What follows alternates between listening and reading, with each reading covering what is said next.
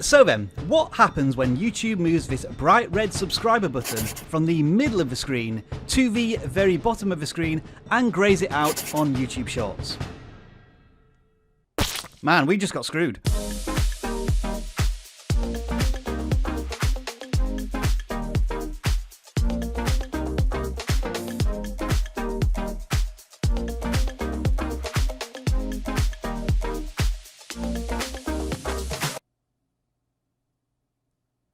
YouTube, am I just a jerk to you? Now then, hey folks, I'm Rob. Welcome back to vidIQ, educating you on your YouTube journey, and today's lesson is all about how I still haven't got access to the YouTube Shorts camera. Not that I'm bitter or anything. On a more serious note, today's lesson is all about a relatively new tool, less than 6 months old, YouTube Shorts, versus a feature and an analytic that's been on the platform since its inception, subscribers. Now, some of you may know that I have my own personal crusade about the irrelevancy of subscribers these days.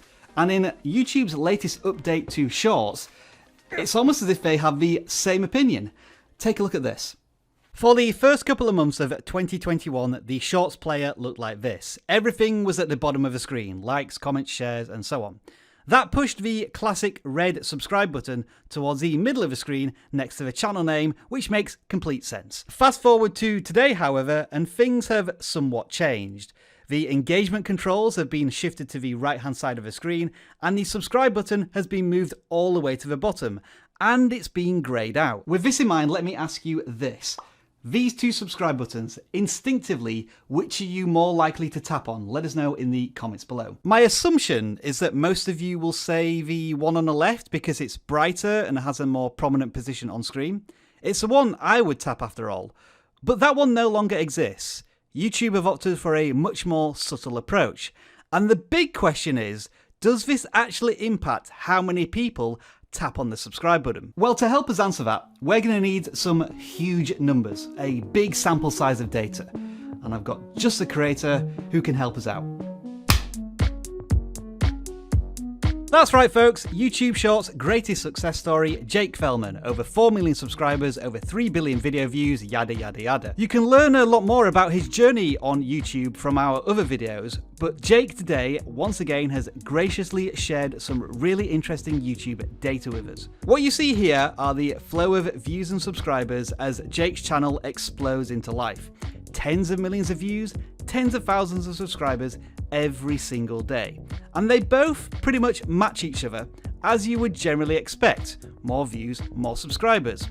But then we reach the middle of March, when two significant changes occur in the YouTube Shorts landscape. The first being the slow rollout of the Shorts camera, which still not everybody has access to, and the switch in style of the subscriber button, which seemed to be rolled out to everybody pretty much at exactly the same time. And this is the somewhat scary big data aftermath. While views have begun to skyrocket thanks to Jake's shift in Among Us content to Minecraft, the subscriber count has not rebounded with the same elasticity. Let's just remind you of the big picture of Jake Fellman's channel here over the last 6 months.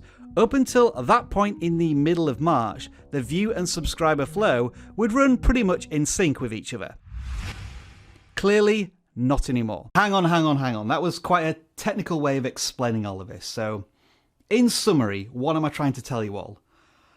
YouTube is sabotaging the Shorts subscriber button? Well, that does seem to be the pattern, as I confirm this with a second, albeit much smaller Shorts channel.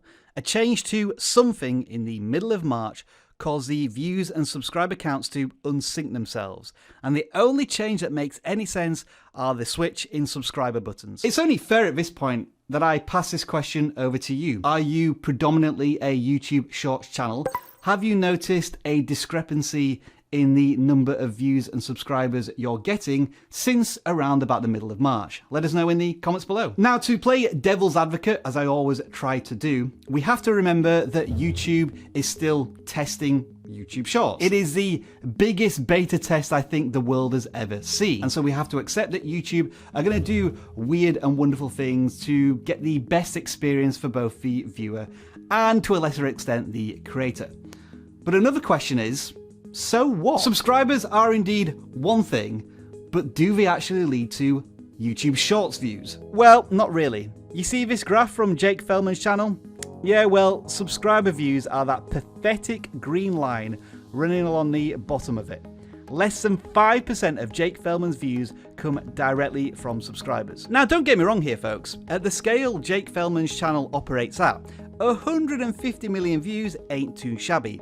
And the data here does prove once again that subscribers tend to like content more often, share content more often, and watch for longer than the plus 100% audience retention Jake Feldman already has. I mean, that's just ridiculous. And now then, regular viewers here at vidIQ will be fully aware of my well-reasoned case for not giving two hoots about subscribers. What I'm much more interested in these days are return viewers. These are people who've watched your content previously and have returned to watch more of your content regardless of whether they've pressed a red button. In my opinion, returning viewers are active subscribers in all but name. And as you can see from this graph, the change to the subscriber button, which did impact the number of subscribers Jake Feldman was gaining, had no impact on whether viewers return to watch more videos as and when Jake publishes them. Let me explain a little bit why that is. Virtually no YouTube user relies exclusively on their subscription feed. Today, they're subconscious slaves to YouTube's recommendation system. Have you ever had that experience where you've been having a conversation with somebody in the real world about, let's say, marriage, and then for the next month the internet follows you around with nothing but adverts for wedding rings? It's kind of what YouTube's doing. It's designed to help the viewer find content they want to watch and keep them satisfied over a long period of time. So even if you watch a video but don't subscribe to the channel, YouTube will know whether or not you enjoyed the content by analysing tons of data points. It will then know to surface more content from that creator in home and suggested recommendations, regardless of your subscription status. In short, as with every creepy and scary thing on the internet, YouTube knows more about your viewing habits and watching preferences than you do. So I think we've proven two things here. Yes, the change to the YouTube Shorts player does mean that you might earn less subscribers from your YouTube Shorts content. But what we've also proved from the available data is that subscribers contribute such a minuscule amount to your channel, it's not really worth worrying about. But we're not done just yet. That's because while the subscribe button has suffered at the hands of this YouTube Shorts redesign, some of the other engagement features have benefited from the change. Let's take another look at Jake's channel for some data. This graph shows the relationship between views and likes, which for the last few months have followed a certain pattern. But once YouTube moved the likes to the right side of the screen in the Shorts player, clearly more viewers are starting to engage with it. This could be significant because YouTube have been trialing short performance report cards in the YouTube Studio mobile app that highlight likes as one of the 3 metrics you should be following. All of which leads to one very curious conundrum I never thought I'd ask your opinion on. When it comes to YouTube Shorts, would you prefer likes or would you prefer subscribers?